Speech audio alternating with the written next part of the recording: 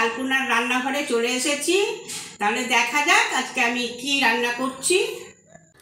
বন্ধুরা, এই যে এখানে আমি পনির এইভাবে টুকরো করে কেটে নিয়েছি। হ্যাঁ, আমি এই পনির খুব সহজে কিভাবে রান্না করা যায় সেটাই আমি আজকে শেয়ার করব। প্রচণ্ড সহজে এই পনির রান্না আমি এখন করছি। কিভাবে করছি সম্পূর্ণ ভিডিওটা দেখলে বোঝা যাবে। কড়া বসিয়ে দিয়েছি আর এতে সাদা তেল দিয়েছি। হ্যাঁ, সাদা তেল দিয়েছি। পনিরটা এখন আমি হালকা করে ভেজে নেব।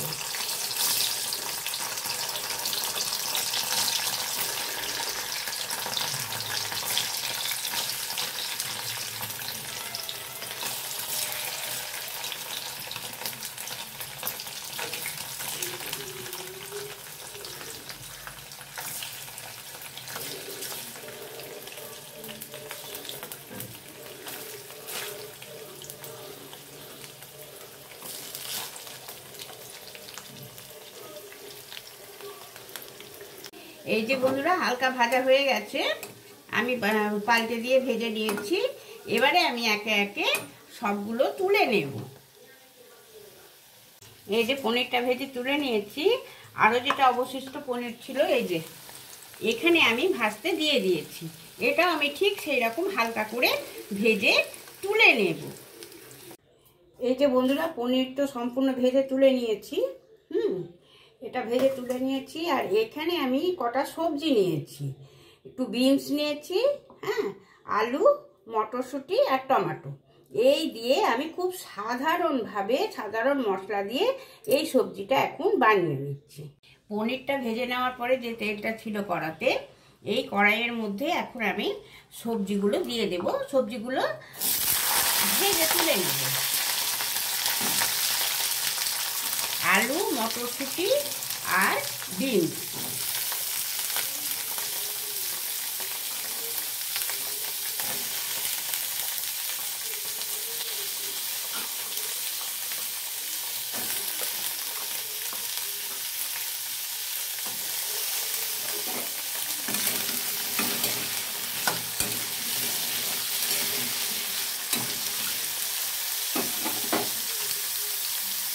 এই যে বন্ধুরা, সবজিটা ভেজে তুলে নিয়েছি সম্পূর্ণ।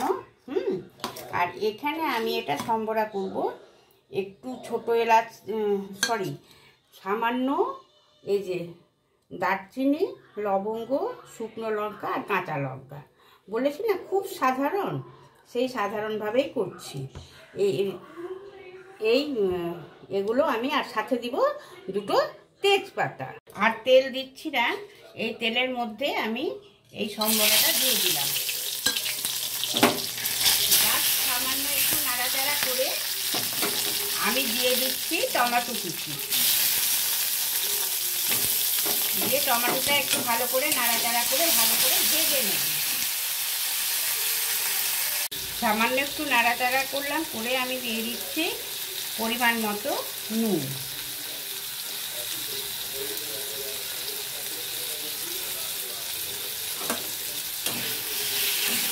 টমেটোটা একদম পেস্ট হয়ে যাবে, তারপর আমি মশলা দেব। কিন্তু টমেটো সম্পূর্ণ পেস্ট হয়ে গেছে। এবারে আমি দিয়ে দিচ্ছি একটু সামান্য এই যে 1 চামচ জিরে আদা পেস্ট।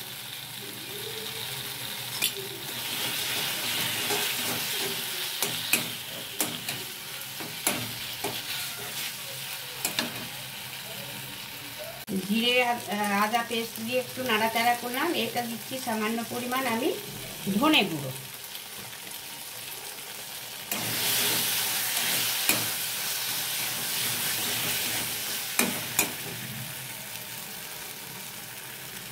আর এই যে সামান্য লাল লঙ্কা গুঁড়ো।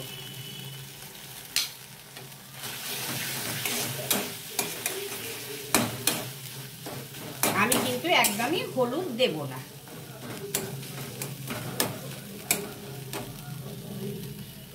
একটু মিষ্টি দেব, চিনি। একটু মিষ্টি মিষ্টি ভালো লাগে এই সবজিটা। এই চিনিটা আমি এর মধ্যে অ্যাড করে দিলাম। আপনারা নিজেদের টেস্টের মতো দিতে পারেন। আপনারা যেরকমভাবে ভাববেন, যেমন মিষ্টি পছন্দ করেন ঠিক সেই রকম দেবেন। নুন, ঝাল, মিষ্টি এই টেস্টটা সম্পূর্ণ নিজেদের উপর নির্ভর করছে। মশলা কী দিচ্ছি সেটাই লক্ষ্য করুন। এটা দিয়ে আমার মোটামুটি কষানো হয়ে গেছে। এবারে আমি ভেজে রাখা সবজিটা এর মধ্যে অ্যাড করে দিলাম।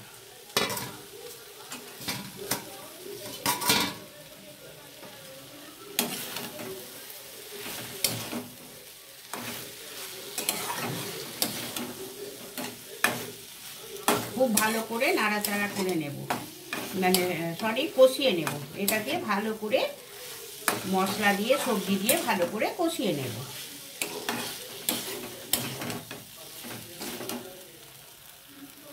এখানে আমি 4-5টা এই যে কাজু পোস্তর সঙ্গে মিশিয়ে গেছে, কাজু এই চামচের 1 চামচ পোস্ত আর 6টা কিশমিশ নিয়েছি। এটা এখন আমি মিক্সিং করে পেস্ট করে নেব। সবজি মশলা সুন্দর কষানো হয়ে গেছে, আর পোস্ত কাজু কিশমিশ পেস্ট করে নিলাম, ওটা এখন এই সবজির মধ্যেই দিয়ে দিই।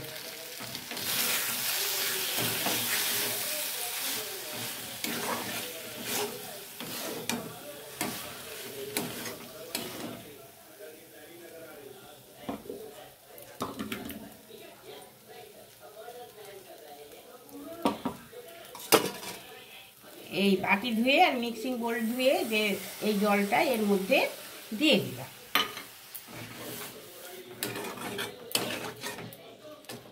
সামান্য একটু নাড়াচাড়া করে নেব।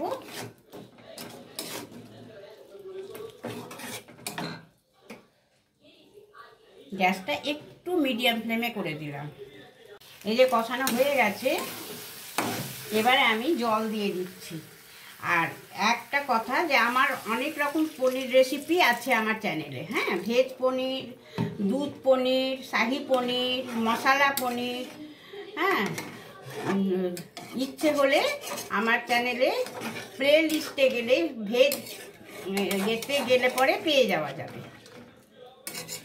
প্লে লিস্টে যেটাতে ভেজিটেবিল আমার সমস্ত কিছু দেওয়া আছে, সাজানো আছে, সেই এতে ভেজে গেলে পরে এটা আমার সমস্ত পনির রান্না আরও একদম ভেজ রান্না ওর মধ্যে দেওয়া আছে।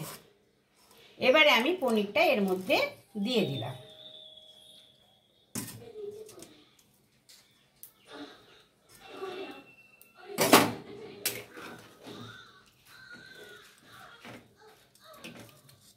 পালং পনিরও আছে, সব রকম আছে, আমার অনেক রকম পনিরের রেসিপি আছে।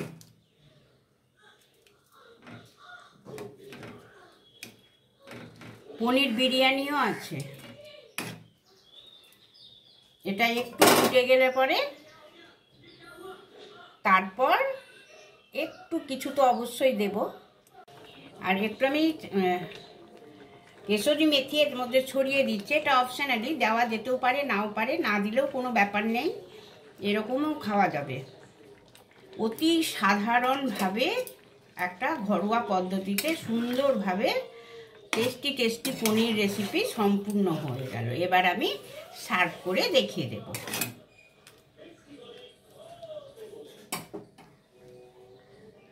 কমপ্লিট হয়ে গেল বন্ধুরা, আমি সার্ভ করে নিয়েছি। কেমন লাগলো? খুব সহজ পদ্ধতিতে আমার পনির সবজিটা অবশ্যই কমেন্টের আশায় রইলাম আমি। আর বন্ধুদের কাছে আমার একান্ত অনুরোধ, আমার পাশে থেকে আমাকে সাপোর্ট করো। তাহলে বন্ধুরা আজকের মতো বাই, টাটা। দেখা হচ্ছে পরে একটা রেসিপি নিয়ে। বাই।